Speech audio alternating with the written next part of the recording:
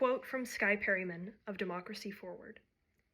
"It is not normal for a president to invoke wartime powers in the middle of a time when the United States has not been invaded and is not at war.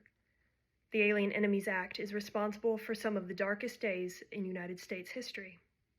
To invoke this act in an unprecedented fashion is not only unlawful, it is deeply harmful, and it threatens all people in this country." Let's talk about how this law was used in World War II. So in 1918, the language of the original law had been modernized and was now known as Section 21 of Title 50 in the United States Code.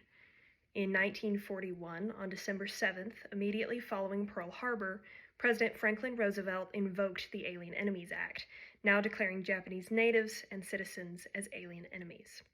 A day later, on the 8th, German and Italian people in America were also added to this list.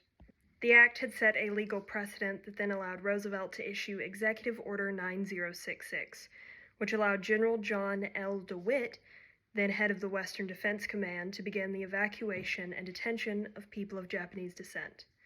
These people were first taken to assembly centers, and then 122,000 Japanese and Japanese American citizens were placed in internment camps across America. A quote from the National Archives says, "Nearly 70,000 of the evacuees were American citizens." This was, of course, an extremely traumatizing experience for those detained.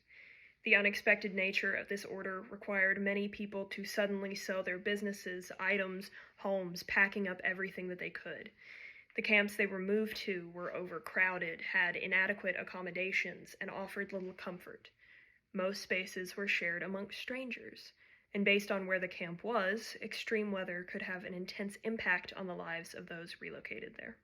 Despite the, quote, "barbed wire fences and armed guards," end quote, they still tried to build community, connecting through activities such as continued religious practices and team sports. Since there were no charges associated with the order, they couldn't appeal their detainment.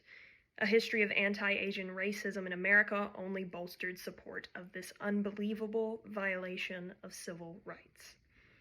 During this time, thousands of alien enemies were relocated to their country of origin, some having no choice in the matter.